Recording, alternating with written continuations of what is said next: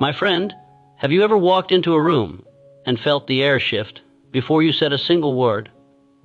Not because of what you wore, not because of what you owned, but because something in you, something invisible, disciplined, sharpened, announced your arrival long before your voice did. That, my friend, is your aura, and yours is more powerful than you realize. Some people can feel it, some admire it, others fear it, because it forces them to confront what they've avoided within themselves. But you're here to understand it, strengthen it, and command it. Let's begin. Your aura is the echo of your inner world. It's the sum of your choices, your discipline, your vision, your self-respect. You cannot fake it. You cannot decorate it. You cannot purchase it. You build it the way mountains are built, layer by layer, pressure by pressure, moment by moment. Most people don't do this work. They avoid it. They run from silence. They reject discipline. They hide inside performance. And that's why your presence unsettles them, because your energy reveals their excuses. But don't shrink. Don't lower your frequency to match what is familiar. This foundation is about understanding why your aura is powerful, why people react to it, and why your growth will always challenge those who refuse to grow with you. You're not here to dim. You're here to rise.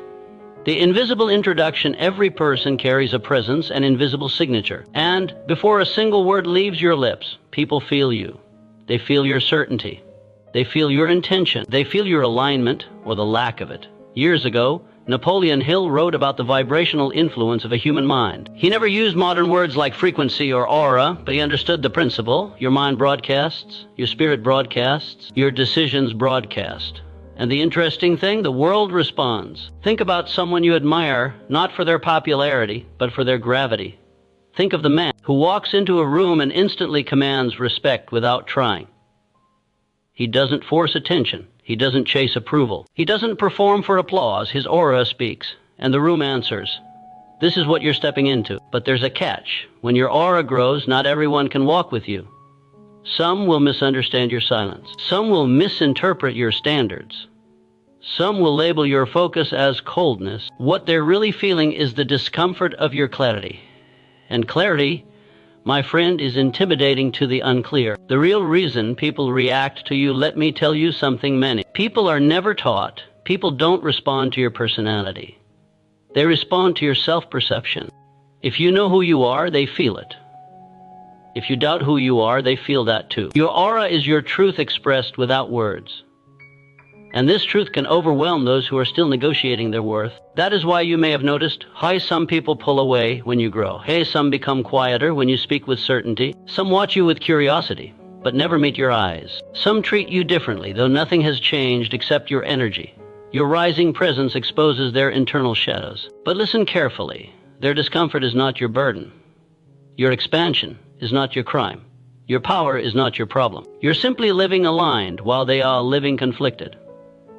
And alignment always exposes conflict. A micro challenge for you, actionable for the next 24 hours. Observe how people react to your presence, not your words, not your actions, just your presence.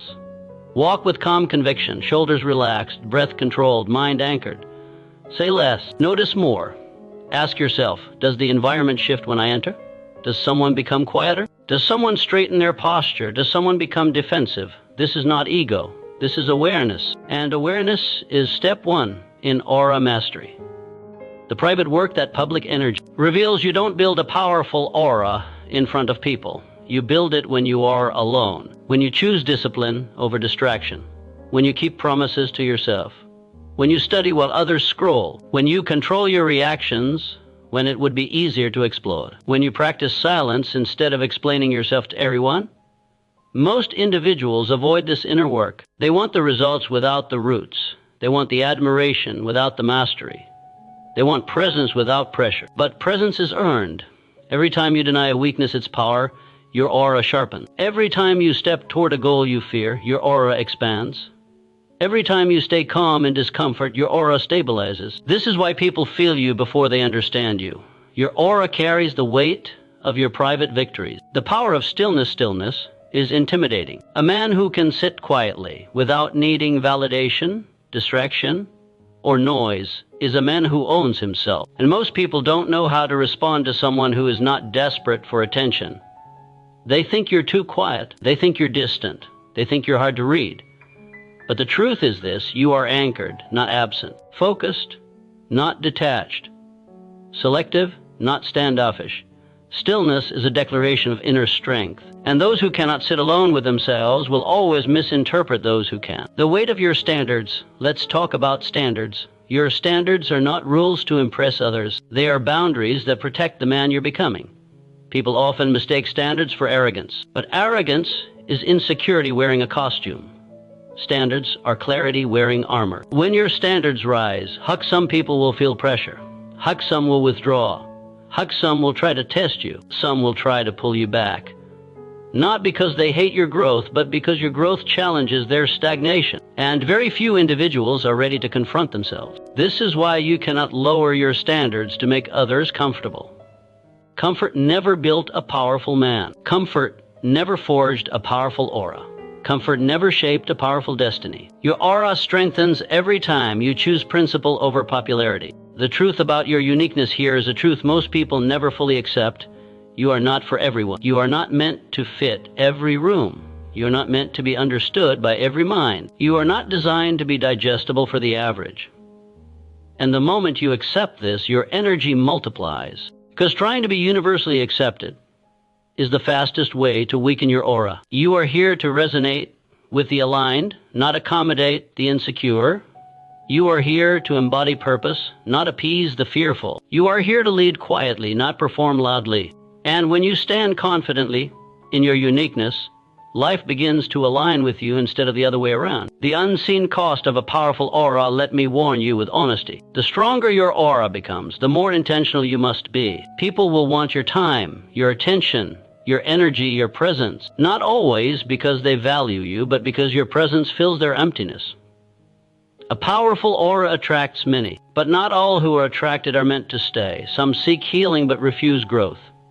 Some want guidance but reject discipline. Some want access but avoid accountability. This is why you must protect your environment with unwavering boundaries. Your energy is priceless. Do not hand it freely to those who do not treat it with respect. The transition to part 2, your aura, is not a decoration. It is the expression of a disciplined mind, a grounded spirit, and a purpose-driven life. Part 1 has given you the foundation: awareness, self-perception, stillness, and standards. But we're just beginning. In Part 2, we dig into something deeper. What happens when your aura grows so strong? It begins to break limits, both yours and those around you. What happens when you step into a level of alignment that most people can't even comprehend? What happens when you stop negotiating your power and start using it? My friend, have you ever wondered what happens when a person stops holding back? When a man steps fully into his aura and refuses to shrink, no matter who is watching. That's the moment limits begin to crumble. Not slowly, not quietly, but with a force that surprises even him. Today, in Part 2, you and I are stepping into that territory, the territory where your aura starts breaking limits, mental limits, emotional limits, spiritual limits, and societal limits placed on you long before you ever had a voice. Let's go deeper. The moment you outgrow who you used to be, there comes a day, maybe it's happened to you right now, when you realize you're no longer the person you once were. Your old habits feel too small. Your old patterns feel too predictable. Your old circles feel too noisy. Your old dreams feel too limited. It's not that you've become arrogant. It's that you've grown. And growth is uncomfortable, not just for you, but for everyone who knew the previous version of you. This is where the breaking begins. Because the moment you outgrow old limits, the world tries to pull you back to where it remembers you. But your aura, it refuses to shrink back into an identity you've already transcended. That tension you feel right now, that's transformation. The limits imposed by others, let's talk about the limits people place on you intentionally or accidentally. Sometimes they're subtle. You've changed. That's not really you. Don't get ahead of yourself. Stay humble. You're being unrealistic. But what they're really saying is, don't grow faster than I'm comfortable with. Understand something. Most people judge your potential through the lens of their limitation. If they've never built discipline, your discipline will confuse them. If they've never mastered silence, your calmness will intimidate them. If they've never carried purpose, your conviction will unsettle them. Your aura disrupts their comfort zone, and comfort zones always resist expansion. But listen, my friend, Limits taught by small minds are not laws. They are opinions, nothing more. You are not here to fit into the box others built for themselves. You are here to break the box, burn the box, rise from the ashes of the box, and create a horizon that didn't exist before you walked this earth. The limits you place on yourself, external limits, are easy to spot. Internal limits, those are the quiet thieves. The doubts you repeat, the stories you tell yourself, the fears you inherited from people who surrendered too early. You know the lines: I'm not ready, I'm not good enough yet. What if I fail? What if people judge me? What if I'm not the person I think I can be? Let me speak truth to you. These limits do not protect you. They imprison you. And every time you hesitate, those limits tighten. Every time you delay, they strengthen. Every time you doubt, they grow bolder. But here's the paradox. The limits in your mind dissolve the moment you walk toward them with conviction. Not with perfection. Not with certainty. Just conviction. Your aura strengthens through action. Your doubts weaken through movement. Every step you take toward growth is a step away from who you used to be. The shift from self-doubt to self-dominion, you don't break limits by battling the world. You break limits by mastering yourself. Self-dominion is the art of directing your mind, not negotiating with it. It's choosing discipline over desire, purpose over pleasure, action over excuses, focus over noise, growth over gossip, vision over validation. And the minute you begin practicing this mastery, something extraordinary happens. Your aura expands beyond the edges of your former life. Your presence becomes sharper, cleaner, stronger. Your energy becomes impossible to ignore. This is why so many people react strangely when you begin improving your life. They can feel the shift. They don't have words for it, but they sense that you're becoming someone who will no longer tolerate the limits you once accepted, and that unsettles them. But your evolution is not meant to make others comfortable. It's meant to make you unstoppable. An actionable micro-challenge for this part for the next 48 hours. Choose one limit you've allowed to control you. Just one. Maybe it's procrastination. Maybe it's fear of judgment. Maybe it's letting someone else's opinion dictate your choices. Maybe it's wasting mornings on distractions. Maybe it's hiding your ambition from people who won't understand it. Choose one. Then ask yourself, what is the smallest bold action I can take to contradict this limit today? Not tomorrow, not next week, today. Because limits do not disappear through thinking. They disappear through disruption. You break them by refusing to obey them. The fear of surpassing the people you love. This is a subject few men ever address openly. You want to grow. You want to rise. You want to expand your life. But deep down, you're afraid of outgrowing the people you care about. You don't want them to feel left behind. You don't want to be judged. You don't want to lose connection. You don't want people saying, you think you're too good for us now. So you shrink, you dim, you minimize your talent. You downplay your potential. Not because you lack ambition, but because you fear separation. Let me free you from that lie. Your growth does not betray anyone. Your stagnation betrays yourself. And the people meant to stay in your life will adapt to your evolution. The ones who don't. They were attached to your comfort, not your destiny. You are not responsible for managing someone else's insecurities. You are responsible for fulfilling your calling. The power of deciding who you become, your aura strengthens when you stop living life on default and start living life by design. Most people drift through life like leaves in the wind. But you're choosing to become someone, a man with direction, a man with discipline, a man with intention, a man with identity. The moment you decide who you will be, something profound occurs. Your aura begins to align with that vision. Your thoughts shift. Your posture shifts. Your habits shift. Your standards shift. Your environment shifts. You stop tolerating what drains you. You stop entertaining what weakens you. You stop participating in what lowers your frequency. And as your alignment strengthens, your limits weaken. Because all limits, internal or external, collapse under the weight of clarity. The resistance you will face, let me prepare you. The moment you break one limit, another will appear. Not as punishment, but as opportunity. Growth requires resistance. Aura requires pressure. Strength requires friction. If life feels difficult while you're rising, congratulations. Your evolution is active. Your boundaries are solidifying. Your calling is sharpening. Remember, diamonds are not formed by comfort. They are formed by conditions that would destroy anything less. And you're becoming something rare. A short story for your journey. Imagine a young man who always walked with his shoulders low, eyes down, speaking softly so no one would notice him. He wasn't weak, he just believed he was forgettable. One day he decided to change not his clothes, not his friends, not his job, but his self-perception. For 30 days, he walked with his head aligned, his breathing controlled, and his presence intentional. No one knew what he was doing, but they felt it. People stood differently around him. Conversations shifted, doors opened, opportunities appeared. He didn't say anything magical. He didn't do anything extraordinary. He simply carried himself like the man he wanted to become. And the world responded. My friend, you are that man. All you have to do is begin.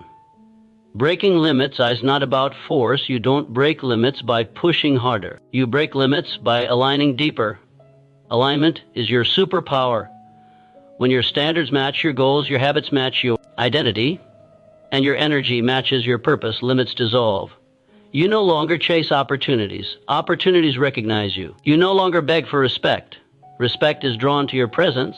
You no longer wait for permission. Permission becomes irrelevant. This is the essence of aura, a force that is felt before it is seen, a truth that is known before it is spoken, a presence that breaks limits without effort. Transition to part 3. In part 1, you learned the foundation of aura, stillness, standards, self-awareness. In part 2, you've stepped into breaking limits, the inner limits, the outer limits, the inherited limits, and the imagined ones. But now we enter the heart of mastery. Because a powerful aura doesn't come from random bursts of motivation. It comes from systems, discipline, repetition, and structure. My friend, have you ever noticed that the men with the strongest aura aren't the ones who are the loudest, the richest, or even the most talented? They're the ones with systems. They're the ones with discipline, so consistent it becomes part of their identity. They're the ones who treat their habits like sacred rituals instead of optional activities. This is where your aura grows into something unshakable. Not through motivation, but through mastery. Today, part 3 is about discipline, structure, and the invisible systems that make your presence impossible to ignore. Let's get into it. The truth about discipline: many people misunderstand discipline. They think it's punishment, restriction, a strict life with no room for joy. But discipline is freedom disguised as structure. It's the removal of chaos. It's the birth of clarity. It's the quiet knowing that you are in control of your mind, not controlled by it. And nothing strengthens your aura faster than internal order. When you're disciplined, your movements have purpose. Your words have weight. Your presence has gravity. People feel it instantly because most individuals lack the structure you're building. Your discipline becomes your advantage long before it becomes your success. Systems are stronger than motivation. Motivation is emotional. It rises, it falls, it fades. But systems don't care if you're tired.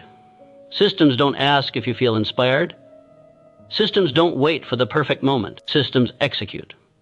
Think of the man who wakes up every day with a ritual that centers his mind. Think of the man who manages his time instead of letting the day control him. Think of the man who consistently does the difficult thing first.